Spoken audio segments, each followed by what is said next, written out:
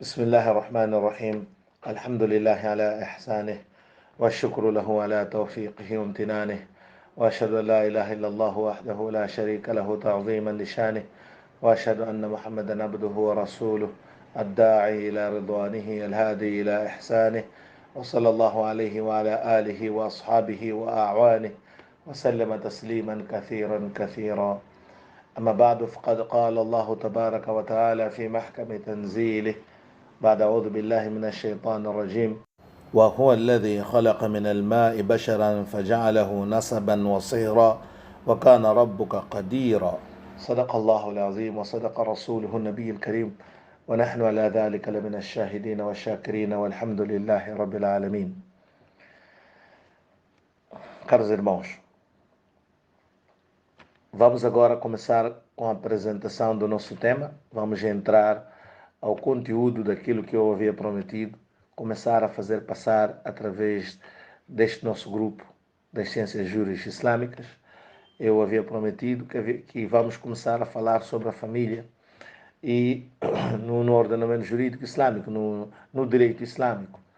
No entanto, é chegado o momento de adentrarmos aos temas que vamos começar por apresentar. Mas antes disso, gostaria de dizer e comentar, não é, que na verdade já devia ter começado, mas ao produzir esses temas, então há sempre aquilo que, não é, adianta um tema, volta para trás, mas no entanto estávamos sempre a trabalhar sem parar e já neste momento produzi alguns conteúdos, não é? Porque sempre na tentativa de escolher o primeiro tema, então a gente avança com um tema, depois avança com outro tema. Acabei escrevendo vários temas e que havia esta dificuldade de ordenar e provavelmente eu só depois de terminar com este trabalho é que saberei a verdadeira ou a definitiva sequência. No entanto, hoje vamos começar a falar dos laços de família no direito islâmico. Caros irmãos, essas são aulas relativas às normas que regulam a constituição, a manutenção e a extensão dos laços matrimoniais e os seus efeitos. Tudo isso feito à luz do direito islâmico. Portanto, vamos começar a falar de como é que é constituída a família, como é que se regulam ou como é que se rege o direito islâmico na constituição de uma família. Quais são as normas para se constituir a família. Também vamos falar da manutenção, os direitos e deveres. E vamos descer até aos aspectos éticos, morais, comportamentais, recomendações de Sharia. E, no entanto, vamos também ir até a extensão desta relação. Como é que a relação nasce, como é que se mantém a relação e como é que ela vai se extinguir. Tá? Então, os laços que se estabelecem nesta relação e os efeitos que também advêm desta relação. Não é? Quais são as consequências juris islâmicas desta relação que se estabelece entre um homem e uma mulher. Não é? Então, é disso que nós vamos falar. Mas, no entanto, caros irmãos, vamos também ter sempre em mente, em todos os temas que nós vamos abordar, aquilo que já falamos anteriormente, vimos as 5 regras, teremos sempre que enquadrar todos os temas que nós vamos abordar, porque nós falamos que as 5 regras são transversais, elas passam por todos os capítulos da Sharia, não é? Então, vimos a questão da al-mur bi maqasidiha, não é?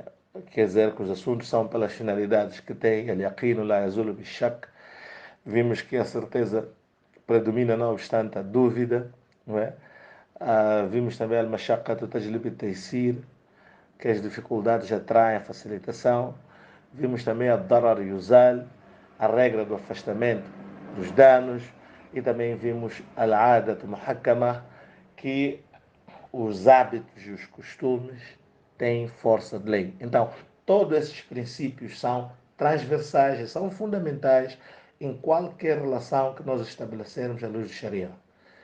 Tá? Temos que ter em conta a intenção, as finalidades, que essas finalidades têm alguma importância para determinar, não é, a relação em si. Então, as finalidades sempre são importantes, mas existem as presunções, aquelas regras que mantêm-nos, quando falarmos da manutenção, a regra fundamental que vamos ver ali, é das principais regras da manutenção de uma relação matrimonial, do casamento. Mas não só, al-mashaqqa tajlibi at-taysir, a busca da facilitação em momentos difíceis, e, no entanto, ad-darar yuzal, o afastamento obrigatório dos danos, mesmo que para tal seja melhor extinguir a relação. Sempre a extinção da relação do nikah é tida quando a sua manutenção cause danos. Então logo vamos perceber ali a darar yuzal. Qual é a lógica e para que o Sharia instituiu a extinção da relação matrimonial, ou do casamento, ou do nikah. No entanto, vamos ver uma outra regra dentro do nikah que é extremamente fundamental, que é al-adatu muhakkama, que as tradições, ou os hábitos, os costumes, têm força de lei. Principalmente no casamento, Allah subhanahu wa ta'ala diz: وَعَاشِرُهُنَّ بِالْمَعْرُوفِ, e convivam, quer dizer, dentro do laço matrimonial, dentro das relações matrimoniais do nikah, a regra na convivência é al-ma'ruf, que é aqui onde sai o urf, aquilo que está estabelecido pelo costume, pelas boas práticas. Então, esta é a regra base no casamento. Então, vamos ver qual é o lugar do costume no casamento. Então, isto também vamos ver que é extremamente importante saber disso. A falta destes conhecimentos faz com que se fale muita coisa dentro do matrimônio, mas que são coisas infundadas, que não fazem nenhum sentido. Mas, no entanto, não vou começar a puxar o tema para esta que eu estou a fazer, que é apenas a introdução daquilo que serão as nossas aulas aqui, inshallah ta'ala, dentro destes videoaulas que vamos passar agora a transmitir. No entanto, prezados irmãos, para que os benefícios dessas aulas sejam, não é, amplamente, sejam maximizados, e nós sempre, em tudo, gostamos de maximizar a sua utilidade, o seu benefício, então sempre vamos pedir que participem, não só participem, divulguem. Então participem, mas também divulguem essas aulas para os demais. Vamos para a nossa primeira aula. Nesta nossa aula de hoje vamos falar sobre o conceito de família, e quer dizer, vamos falar do conceito e vamos descer também, além do conceito, vamos para a família, a sua composição, não é? E os seus elementos. Vamos falar da família e os seus elementos, não é? Quais são os elementos que compõem uma família? E o que é família à luz do Islã? Prezados irmãos, ao falarmos deste tema de família, não vou me alongar, não vou procurar aprofundar no que diz respeito a conceitos, a definição do conceito nos aspectos sociológicos, antropológicos, quer dizer, nós vamos aqui nos restringir ao que é essencial.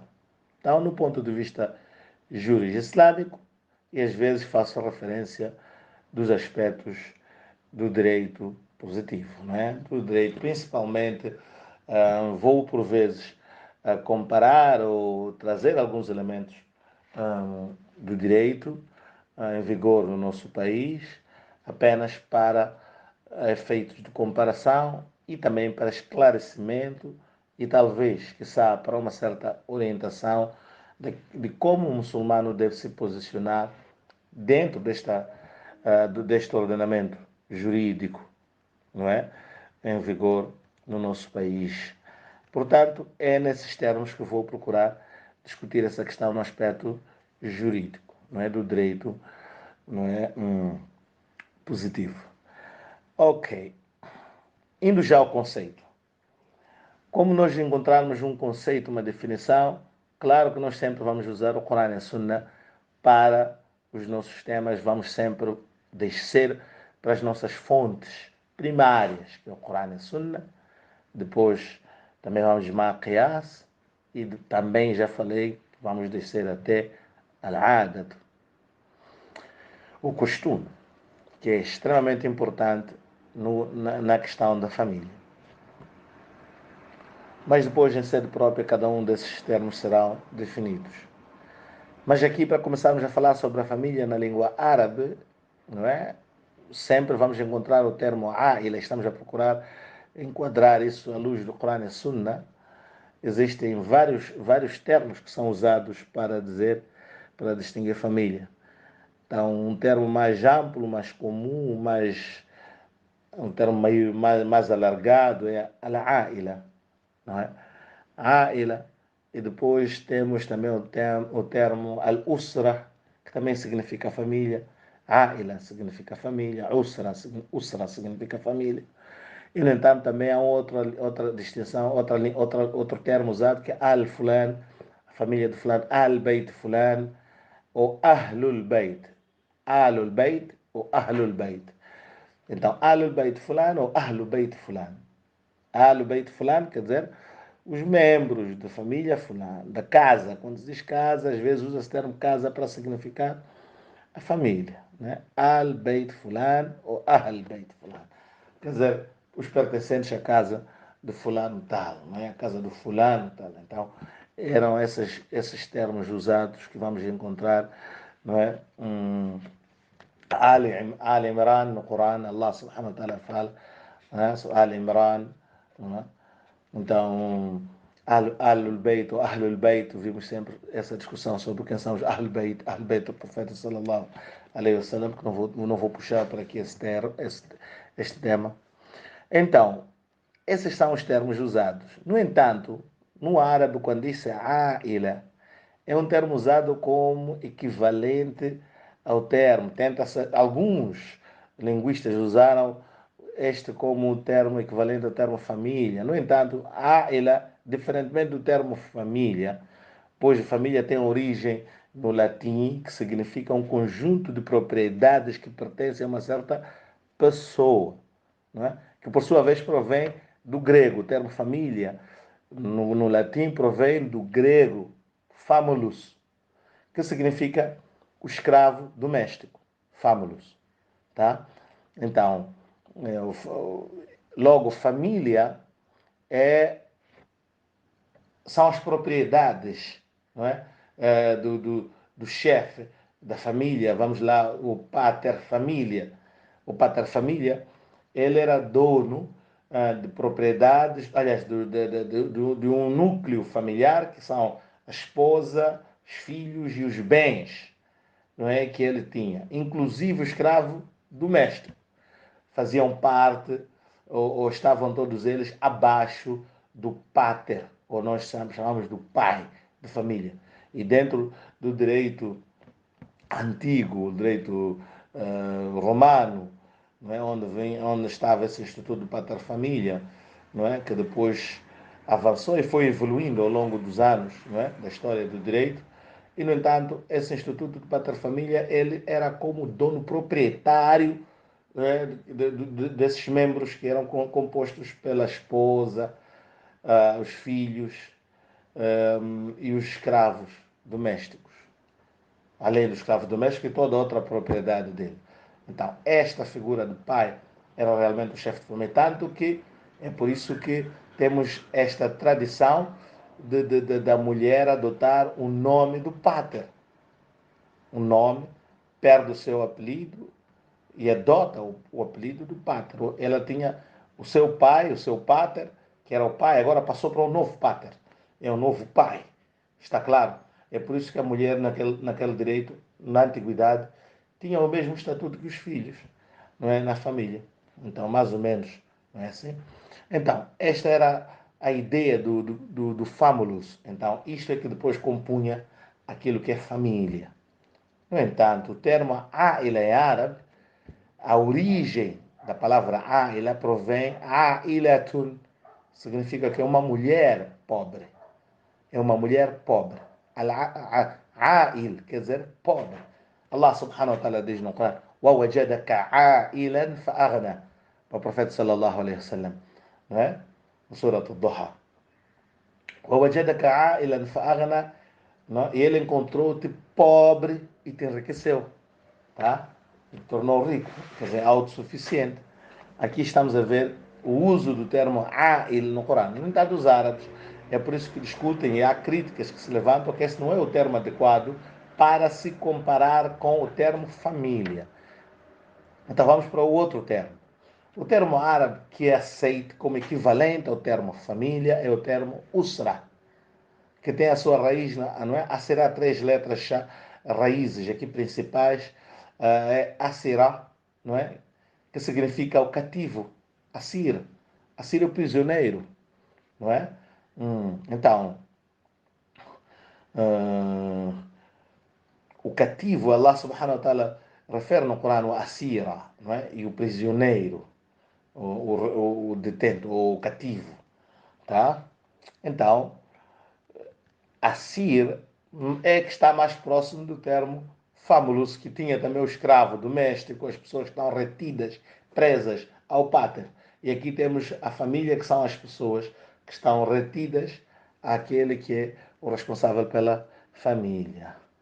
Então, pertence aqui nos árabes, referem isto para aqueles que pertencem, refere-se aos pertencentes a uma só casa, a uma única casa. Outros dizem são os que pertencem àqueles que partilham a comida da mesma lareira. Então estão retidos à mesma lareira, ou estão retidos ao mesmo beit, al-beit.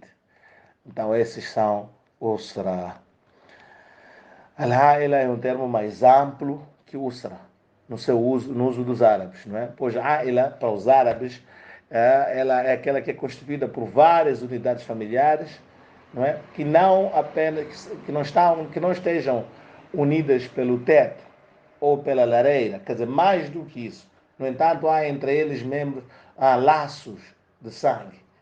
Tá? Há entre esses membros laços de sangue ou de interesses, não é? E eles mantêm encontros permanentes em ocasiões especiais. Portanto, a Aila é um termo mais amplo do que o será. Ok, estávamos a tentar ver um bocado esse aspecto linguístico, não é, do que é família.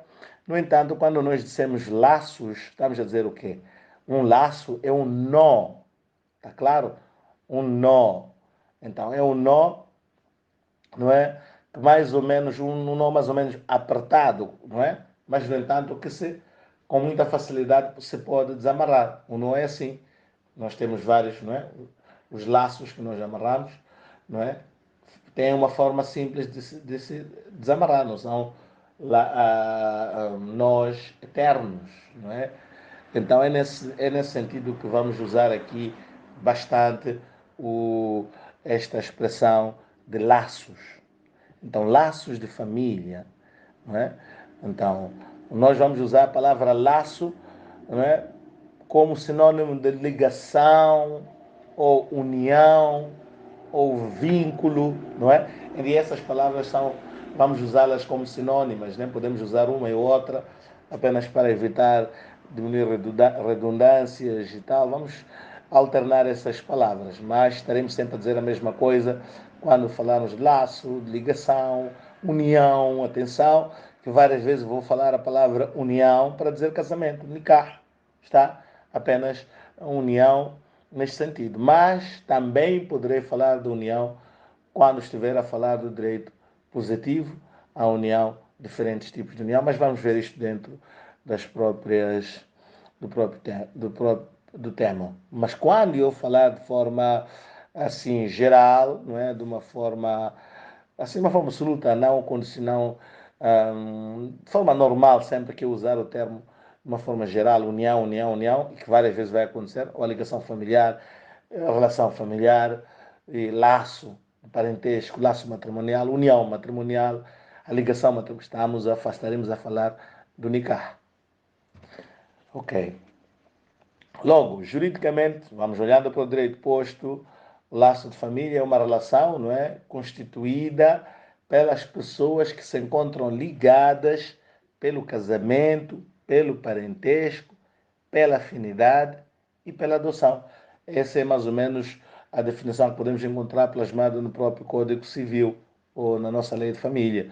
Então, que diz que a família é uma relação constituída pelas pessoas, não é, que se encontram ligadas entre si através do casamento, pelo parentesco, pela afinidade e pela adoção. Está claro?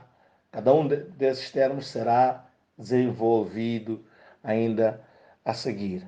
Mas, logo, a primeira, esta é a definição, que não se difere muito da definição juris-islâmica, não é? À luz do Islã, a família é uma instituição, não é, que estabelece laços entre um homem e uma mulher, numa relação juris-islâmica, shar'i, não é assim? Numa relação shar'i, que garante direitos e deveres para cada uma das partes e é o único meio lícito para a procriação. Quer dizer, o meio lícito para podermos procriar é exatamente esta relação juris-islâmica, este laço juris-islâmico. Está? Então, um laço estabelecido entre um homem e uma mulher numa relação juris-islâmica que garante direitos e deveres para cada uma das partes. E este é o único meio, é o meio único que existe, o nikah, para a licitude da procriação, para que a procriação seja lícita, halal.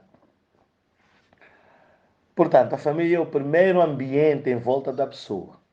É a base fundamental que compõe qualquer sociedade que resulta da união matrimonial entre um homem e uma mulher. Está claro?